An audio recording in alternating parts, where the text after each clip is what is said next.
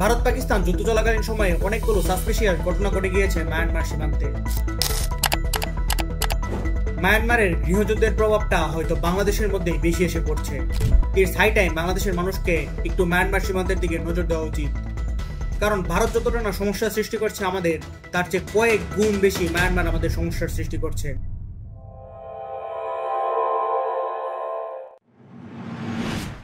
2017 সালে অলমোস্ট 10 লক্ষের মতো রোহিঙ্গা অনুপ্রবেশ ঘটেছে বাংলাদেশে। তারপর থেকে আরো 3 লক্ষ প্লাস রোহিঙ্গার অনুপ্রবেশ ঘটেছে আমাদের সীমান্ত দিয়ে। এই 13 লক্ষাধিক রোহিঙ্গা সরতে না সরতেই আবার মানবিক করিডোর দেওয়ার চাপ এসে পড়ছে বাংলাদেশের উপর। মায়ানমারে গৃহযুদ্ধ চলছে অনেক দিন, তার উপর খাদ্য সংকট তীব্র হয়ে দাঁড়িয়েছে কিছুদিন আগের ভূমিকম্পের কারণে।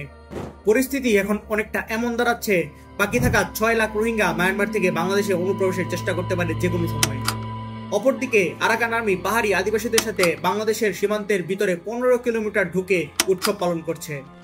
ইভেন আন্তর্জাতিক গণমাধ্যমে এমনও শোনা যাচ্ছে আরাকান নিজেকে একটি দেশ ঘোষণা করতে পারে আমেরিকার মদদে। তবে আরাকান আর্মির কাছে যে স্বাধীন দেশের ম্যাপটা রয়েছে সেখানে চট্টগ্রামের কিছু অংশ পড়তে দেখা যায়। কিন্তু এভাবে আর কতদিন? বাংলাদেশ মায়ানমারের সাথে যদিও মাত্র 271 কিলোমিটার বর্ডার শেয়ার করেছে, কিন্তু এই 271 কিলোমিটারই সবচেয়ে ভয়ঙ্কর এরিয়া বাংলাদেশের বর্ডারের মধ্যে। এই 271 কিলোমিটার এরিয়া গঠিত নাফ নদী এবং পাহাড়ের সমন্বয়ে, অর্থাৎ এখানে সমতল ভূমি নেই, হয় নদী নয়তো পাহাড়। এবং এখানে অ্যাক্টিভ রয়েছে বিভিন্ন স্বাধীনতাকামী সংগঠন, অর্থাৎ এখানে চাইলেও সবসময় সৈন্য মোতায়েন রাখা সম্ভব না।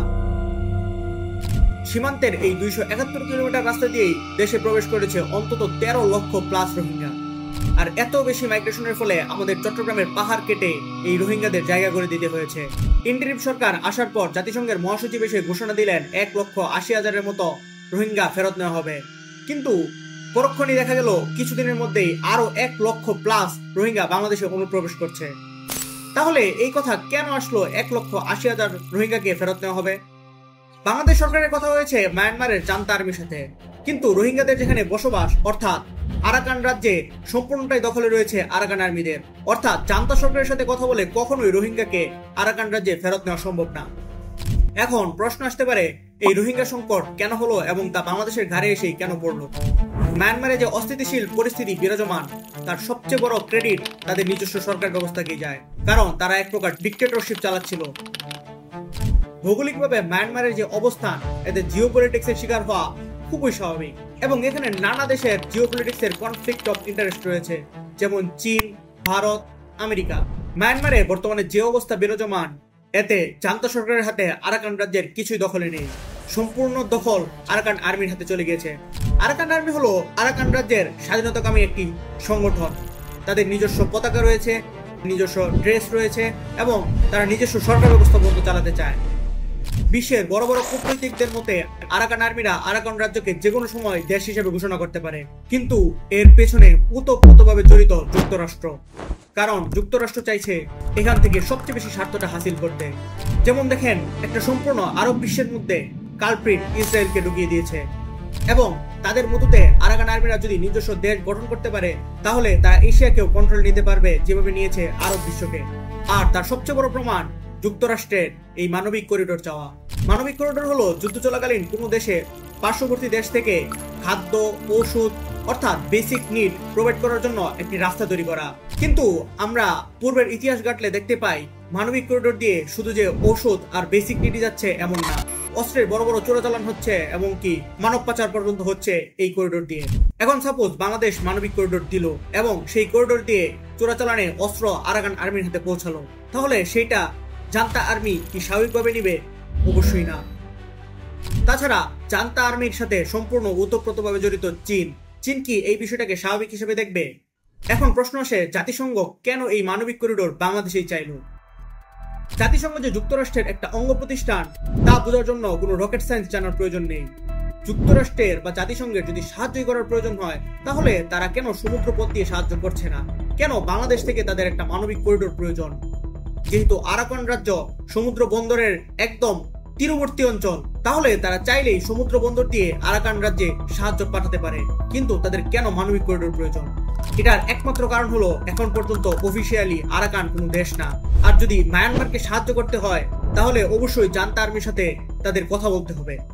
কিন্তু যুক্তরাষ্ট্র যেহেতু একটা নতুন দেশ চাচ্ছে, তাই তারা আরাকান আর্মিদের সরাসরি সাহায্য করতে চাচ্ছে। আর তারা যদি এই সরাসরি সাহায্যটা সবার সামনে দিয়ে করে আর এখান থেকে অস্ত্রোপচার হয়, তাহলে তা সরাসরি তাদের মুখে চুনকালি মাখা হবে। তাই তারা চাচ্ছে বাংলাদেশের মধ্য দিয়ে যাতে এই করিডোরটা করা যায়, অর্থাৎ তারা চাচ্ছে বাংলাদেশকে প্লেগ্রাউন্ড বানিয়ে আরাকান রাজ্যে সাহায্য পাঠাতে, যাতে তাদের নাম খারাপ না হয়। অর্থাৎ এক ডিলে দুই পাখি।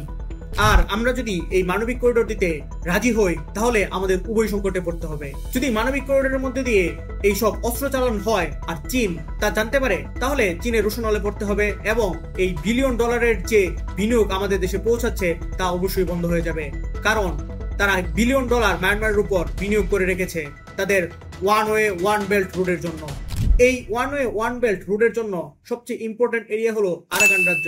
অপরদিকে এখানে ভারতেরও কনফ্লিক্ট অফ ইন্টারেস্ট রয়েছে, কারণ ভারত তাদের কালাদা প্রজেক্টও এই আরাকান রাজ্যকে ঘিরে গড়ে তুলছে। কালাদা প্রজেক্ট হলো এমন একটা প্রজেক্ট যা তাদের সেভেন সিস্টারের সাথে যোগাযোগ বাংলাদেশকে ব্যতি রেখেই করতে সাহায্য করবে। অর্থাৎ বাংলাদেশের উপর নির্ভরতা কমাতেই তারা মায়ানমারে সেই কালাদা প্রজেক্ট করতে চাচ্ছিল, কিন্তু হঠাৎই আরাকান আর্মিদের উদয়ের কারণে তাদের কালাদা প্রজেক্ট একটু থমকে গিয়েছে। অর্থাৎ আমরা যদি এটাকে সামারাইজ করি, যুক্তরাষ্ট্র চাচ্ছে এখানে তাদের নিজস্ব প্রতিনিধি রাষ্ট্র করতে, ভারত চাচ্ছে কালাদা প্রজেক্ট করতে যাতে তারা সেভেন সিস্টারের সাথে যোগাযোগ করতে পারে, আর চীন চাচ্ছে one way one belt route বানাতে যাতে তারা সম্পূর্ণ এশিয়ার সাথে বাণিজ্যকে আরো সহজ করতে পারে। অর্থাৎ এই তিন পারমাণবিক শক্তিধারী দেশেরই কনফ্লিক্ট অফ ইন্টারেস্ট এই একটা জায়গার উপর রয়েছে। আর সেখান দিয়ে বাংলাদেশ যদি তাদেরকে সাহায্য দিতে চায় বা মানবিক করিডোর করে, তাহলে অবশ্যই কোনো না কোনো দেশের সমস্যা সৃষ্টি হবে। যদি এই করিডোর না দেওয়া হয়, তাহলে যুক্তরাষ্ট্রের রোশনালে পড়তে হবে, আর এই করিডোর দিলে চীনের রোশনালে পড়তে হবে। কারণ চীন কখনোই চাইবে না জান্তা আর্মি, অর্থাৎ তাদের পৃষ্ঠপোষকতায় যে সরকার বর্তমানে পরিচালিত হচ্ছে সেই আর্মির হাত থেকে আরাকান রাজ্য ছুটে যাক। আর এই করিডোর দেওয়ার মানে হচ্ছে বাংলাদেশ নিজেকে প্লেগ্রাউন্ড বানাতে ইনভাইটেশন দেওয়া, অর্থাৎ সবাই এখান থেকে যুদ্ধ পরিচালনা করবে। আর যুক্তরাষ্ট্রের প্রিভিয়াস রেকর্ড যা বলে, তারা সবসময় অন্য একটা দেশকে একদম প্লেগ্রাউন্ড বানিয়ে শেষ করে দেয়।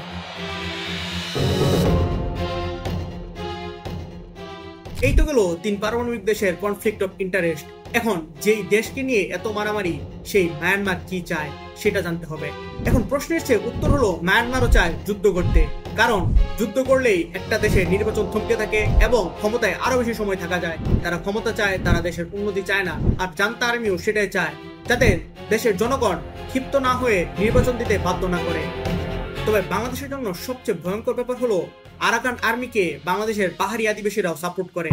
যেমন কিছুদিন আগে আরাকান আর্মিরা বাংলাদেশের সীমান্তের 15 কিলোমিটার ভিতরে ঢুকে আদিবাসীদের সাথে উৎসব উদযাপন করেছে।